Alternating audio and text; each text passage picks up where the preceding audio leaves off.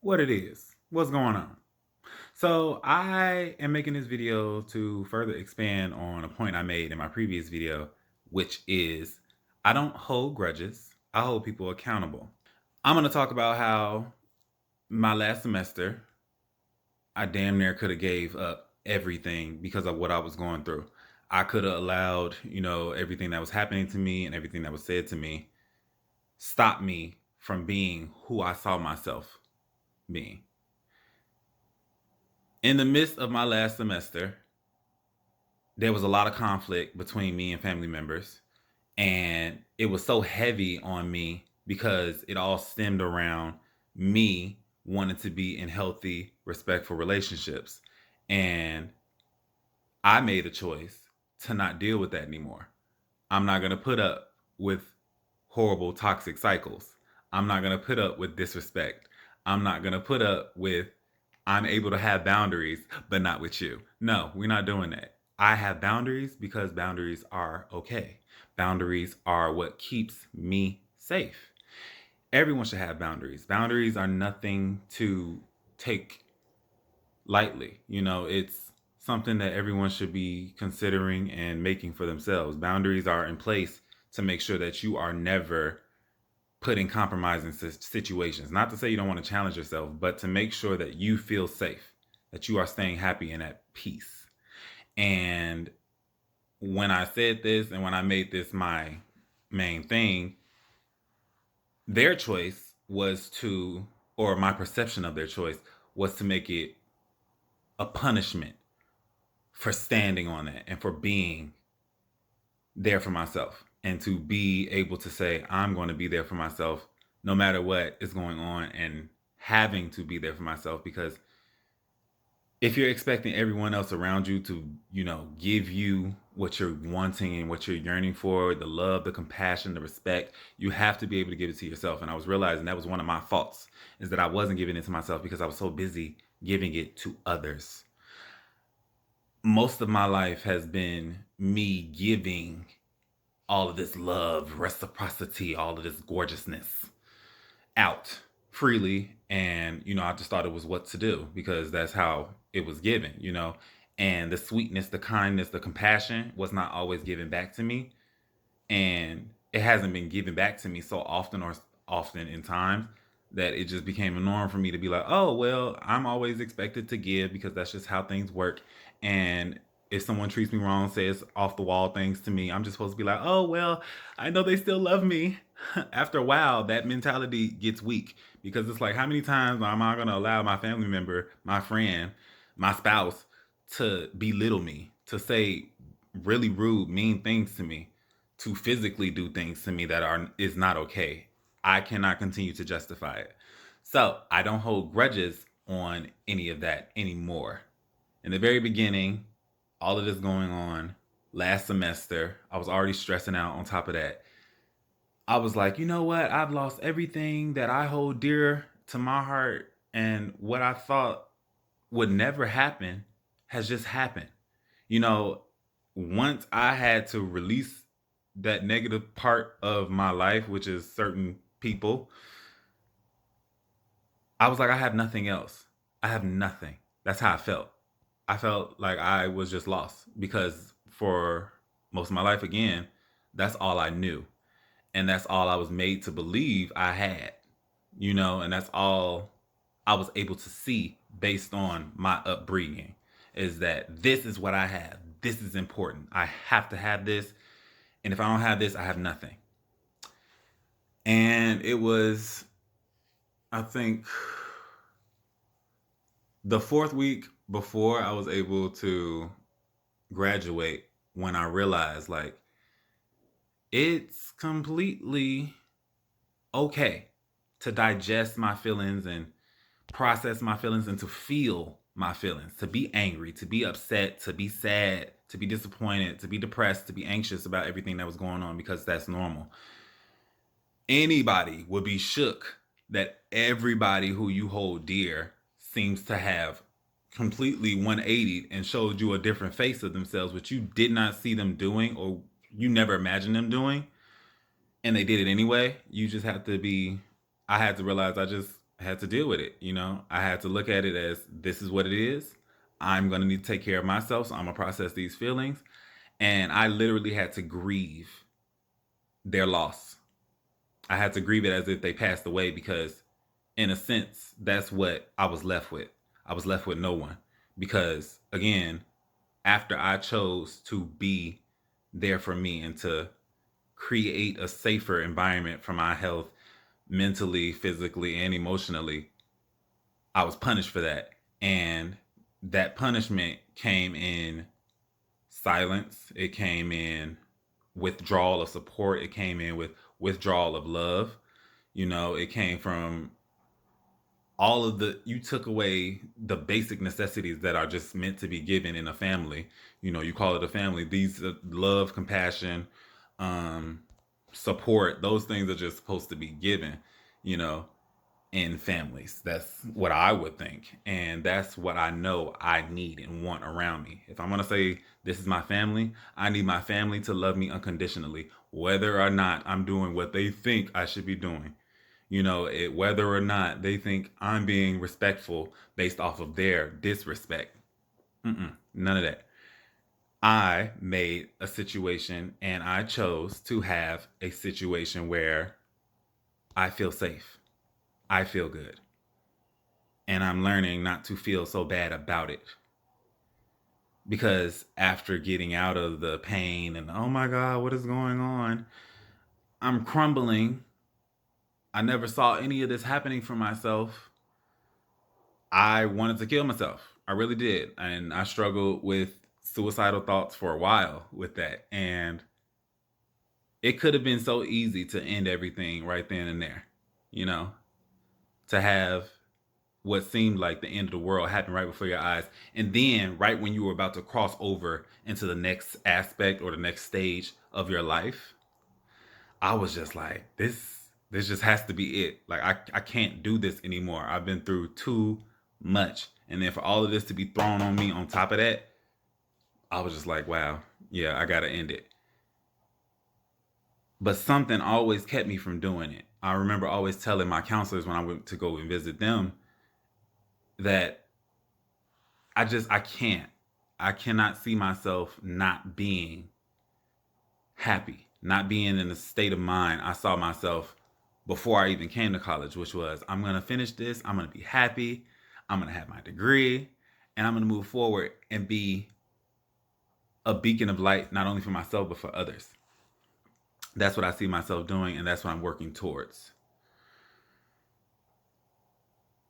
It took stepping out on a limb and on a whim of me just knowing that I deserve better. That got me able to kind of switch and change my mentality to I was a victim of these things and these people to I learned lessons.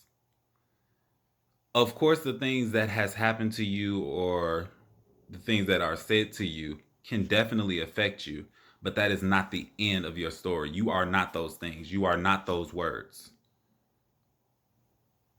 You have to know that that was all a projection onto you of their true character, and it had absolutely nothing to do with you. And the crazy thing I have to learn too also is life is unfair. It just is. It's fair and it's unfair. It has its moments where everything seems good and it has its moments where everything seems bad. Life comes with good and bad. And the trick comes with learning how to navigate that personally for your individual life. When you're thrown an obstacle, how are you specifically going to work it out with the things you have available to use? And I had to, figure things out for myself with the things that I had left around me that I wouldn't even thought to use. And that kind of made me grateful for even going through the whole situation because through going through that and through having to grieve the loss of those people, because again, that's what it feels like to be neglected in that way at that time. And for me to be in that mental headspace, it felt like all my family members had passed away and I had no one. So I had to physically grieve, like cry about it to get it all out, to accept that I made a decision to have a safer, respectable environment, and they've made a decision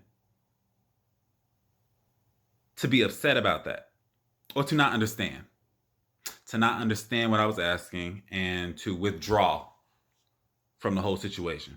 I had to just deal with it. And now, like I said, I'm more positive in my mind. I don't see myself as the victim. I don't see myself as the one like, oh, everything happened to me and this is why I can't and da da da da da. And I don't let that hold me down as much as it did before. And not to say I have everything perfect right now because I definitely do not. You know, again, I know I said earlier, like, oh, your 20s is supposed to be popping. At least for me, my 20s is not popping, but they ain't horrible either. You know, I realized that too. My life is not horrible. I've been through some horrible things, but not even, I'm not going to quotation my stuff. I'm going to respect myself. I've been through some horrible things, period. That's what I said. Ooh, I curse, so I'm going to have to edit that. Yeah. I've been through some horrible things, period. That's what I said. But those things, I'm looking at it and I'm looking at those bad things that happen and I'm looking for the lesson deep within it. And each time I found a lesson from each of those things that happened to me, I got stronger and more confident in myself and knowing that internally, I'm always going to figure something out. I am going to be okay. I always have my back, even though when I didn't see it, you know, and now that I can see that I have always been there for myself, and now that I have me in the forefront of my mind, I'm able to make that even stronger. That voice in my head who used to tell me I wasn't good enough and wasn't worthy of the love that I was asking for, and what I was asking for was too much, and having other people tell me that those same things, that voice is so small right now, damn near non-existent. And it's only because I looked at everything that was happening to me, not as a why me, but what, why is this happening? What is the significance of this happening? Not why me. Why is it all happening? Why not me? Why not me? Why not your neighbor? Why not your best friend? Like, things happen. And it's easy to get stuck in the, oh, well, this happened to me and now I'm going to sit down and I'm just be sad about it. I absolutely want you, and you should take the time to grieve and have that moment and feel those emotions. But overall, do not let that hold you. Do not let it just consume you. I'm going to give you a good 3 days. 2, actually. I take 1 back because that's too long to not be that girl. You need to be that girl's period. um, and I had that moment. I had gave myself some time. But now I'm more positive. I do not negative self talk at all. And whenever I get close to, I chop it immediately because I had to realize that that voice that was speaking to me was all of the things that were instilled in me from being younger up until now, from what I was seeing other people around me doing and what they tolerated and what they allowed to happen in their lives. I'm like, okay, so this is normal. Growing up and seeing like all the dysfunctions that usually go on in single family, lower middle class families, like black families at that. And I'm pretty sure there's some couple stereotypes that go along with traumas that might happen. And looking at that all your life, you're going to get a voice in the back of your head that stays there and always is going to try to belittle you just a little bit to make sure you're not really reaching your potential.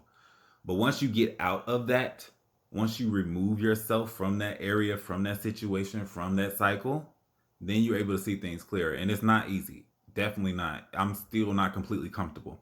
But to get comfortable, I have to be uncomfortable first. Everything was uncomfortable to begin with, period. Walking was uncomfortable. Talking was uncomfortable. Probably working out or doing certain cooking was probably uncomfortable for you. Moving to this certain area, going to this certain job at first was uncomfortable, but then you go for a couple of days, you meet people, you try new things, and sooner or later you be like, oh, I got the hang of this. And now you one of the pros at whatever you're trying to do.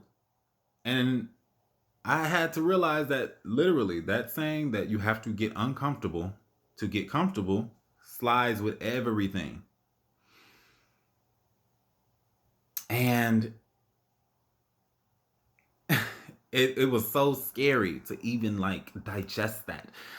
I didn't want to believe that I had to remove the idea of what I believe with everything else was going to happen after I reached this huge milestone, which was graduating. I had to remove the idea of, rainbows and sunshine and celebration and clapping and screaming and presents and gifts was happening. Mm-mm. I had to be happy for myself. Everything had to change. I couldn't rely on what I thought anymore. I had to rely on what was. The situation happened. I was hurt. I am healing. I have healed a lot.